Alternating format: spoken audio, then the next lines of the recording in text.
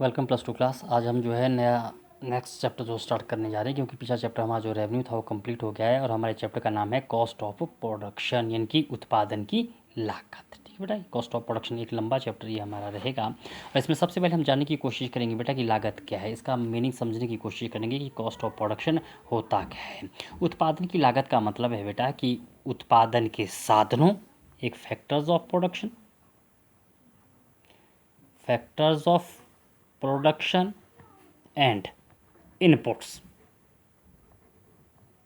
यानी कि उत्पादन के साधनों और आगत पर किया जाने वाला खर्च लागत कहलाता है। अगर आपसे पूछ लिया जाता है बेटा कि इसका अर्थ बताओ, तो आप क्या क्या कहोगे कि उत्पादन के साधनों और आगत पर किया जाने वाला खर्च जो है वो लागत कहलाता है। उत्पादन के साधन आपको पता है 4 होते हैं। इनपुट्स, यहाँ पे आगत का मतलब क्या है बेटा? आगत का मतलब है कि उत्पादन के साधनों के अतिरिक्त जो अन्य खर्चे होते हैं, जैसे हमारा रॉ मटेरियल कच्चे माल पे होता है या मशीनों पे होता है। ठीक है, तो सिर्फ आपने यही लिखना है कि उत्पादन के साधनों और आगत पर किए जाने वाले खर्च को हम लागत कह देते हैं। नेक्स्ट चीज़ हम करने जा रहे हैं बेटा, एक एक नंबर के क्वेश्चन आते हैं बेटा। ये है मनी कॉस्ट की मौद्रिक लागत क्या होती है। मनी कॉस्ट का मतलब है बेटा कि वस्तु के उत्पादन और बिक्री, दो चीज़ें हैं इसमें। एक वस्तु के उत्पादन और बिक्री पर धन के रूप में जो खर्च किया जाता है, that is a money cost. एक उत्पादन करने पे और फिर उसको बेचने पे जो मुद्रा खर्च की जाती है, that is a money cost. तो ये चीज़ मनी कॉस्ट भी क्लियर हो गया अगर एक नंबर का क्वेश्चन आपको आ रहा है। उसके बाद नेक्स्ट चीज़ आती है बेटा कि real cost. What is a real cost? Real cost का मतलब क्या है कि वास्तविक लागत। इसको हम हिंदी में क्या कह देते हैं? वास्तविक लागत है। तो वास्तविक लागत का एक नंबर का क्वेश्चन आ जाता है। वास्तविक लागत का मतलब है कि वस्तु के उत्पादन के लिए, जब भी हम वस्तु का उत्पादन करते हैं और उसके उत्पादन के लिए जो है शारीरिक और मानसिक रूप से जो प्रयास किया जाता है, that is a real cost. शारीरिक और मानसिक रूप से किया जाने वाला प्रयास जो है वो क्या कहलाता है? रियल कॉस्ट कहलाता है, वास्तविक लागत कहलाता है। तो एक नंबर का क्वेश्चन ये भी आता है। नेक्स्ट चीज़ आती है बेटा एक्सप्लिसिट कॉस्ट। एक्सप्लिसिट कॉस्ट का मतलब क्या है कि स्पष्ट लागतें क्या होती है। ये भी कई बार पूछा गया है कि स्पष्ट लागतें क्या होते हैं। तो उत्पादक के द्वारा जो है बाहर के भुगतानों पर जो खर्च किया जाता है, उत्पादक के द्वारा, उत्पादक तो आप समझते हो जो वस्तु का उत्पादन करता है, उत्पादक के द्वारा जो बाहर के भुगतानों पर खर्च किया जाता है। बाहर के भुगतान का मतलब यहाँ पर क्या है बेटा? फैक्टर ऑफ प्रोडक्शन पे खर्च किया जा रहा है, इनपुट्स पे खर्च किया जा रहा है, इंटरेस्ट ब्याज पे खर्च किया जा रहा है। तो ये सारे जो खर्चे हैं वो कहलाते हैं आपके एक्सप्लिसिट कॉस्ट। ठीक है, उसके बाद आता है इम्प्लिसिट कॉस्ट, यानी कि निहित लागतें आपकी क्या होती है। निहित लागतें कि फर्म के द्वारा जो है अपने साधनों के प्रयोग की अवसर लागत। सिर्फ एक नंबर में एक लाइन में आपने लिख देना है कि फर्म के द्वारा अपने साधनों के प्रयोग की अवसर लागत जो है वो निहित लागतें कहलाता है। तो एक एक नंबर के क्वेश्चन ये आ जाते हैं, कई बार पूछ लिया जाता है कि, तो आपको पता होना चाहिए हर एक चीज़ के बारे में। नेक्स्ट चीज़ जो हम करने जा रहे हैं बेटा वो बहुत ही इंपॉर्टेंट हमारी रहेगी और एग्जामिनेशन पॉइंट ऑफ व्यू से भी ज़रूरी है, that is a total cost. कुल लागत क्या होती है? कुल लागत के बारे में हम काफ़ी डिटेल में पढ़ेंगे। सबसे पहले आपने इसका मीनिंग समझने की कोशिश करनी है कि कुल लागत का मतलब क्या होता है।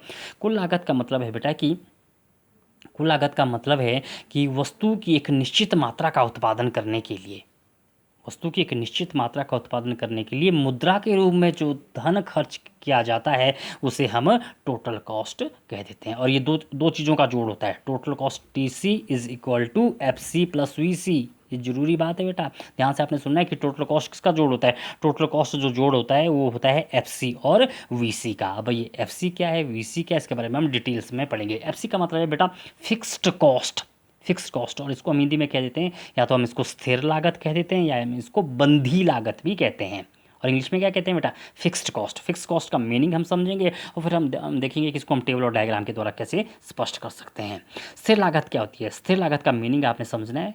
स्थिर लागत वह लागत होती है जो कि उत्पादन में होने वाले परिवर्तन के साथ परिवर्तित नहीं होती। दोबारा सुन लेना आपने, उत्पादन में होने वाले परिवर्तन के साथ परिवर्तित नहीं होती। उत्पादन चाहे शून्य है या अधिकतम है, स्थिर लागत स्थिर ही रहती है। और उसको हम तालिका और चित्र के माध्यम से स्पष्ट कर सकते हैं। तालिका को आपने ध्यान से देखना है कि जब हमारा उत्पादन 0 है, जब हम कुछ भी उत्पादन नहीं कर रहे हैं, तब भी हमारी फिक्स कॉस्ट है। कितनी है? 10 है। और जैसे जैसे हम उत्पादन कर रहे हैं वैसे वैसे हमारी फिक्स कॉस्ट है, इसमें कोई भी चीज़ नहीं आएगा, ये स्थिर की स्थिर ही रहेगी। तो आपने टेबल को एक्सप्लेन कर देना है, फिर उसके बाद हम इसको डायग्राम के माध्यम से भी एक्सप्लेन कर सकते हैं बेटा। डायग्राम में हमने ओ एक्स पे क्या लिया है? आउटपुट लिया है, ओ आई पे हमने कॉस्ट लिया है बेटा। ठीक है, और यहाँ पे एफ सी ये जो है एफ सी जो है हमारे पास क्या है, फिक्स कॉस्ट कर्व है, स्थिर लागत वक्र, और कैसा, ये ओ एक्स के समानांतर, it is a parallel to O X. ये हमें क्या बताता है, ये हमें बताता है कि उत्पादन चाहे कम हो, उत्पादन चाहे ज़्यादा हो, जो मर्जी हो, हमारी स्थिर लागत स्थिर ही रहेगी, इसमें कोई भी परिवर्तन नहीं आएगा। तो उसको हमने तालिका के माध्यम से भी समझा बेटा और डायग्राम के माध्यम से भी समझा कि स्थिर लागत क्या होती है। और दूसरा जो आता है, दूसरा क्या जोड़े बेटा इसका, वीसी। वीसी का मतलब क्या है, वेरिएबल कॉस्ट।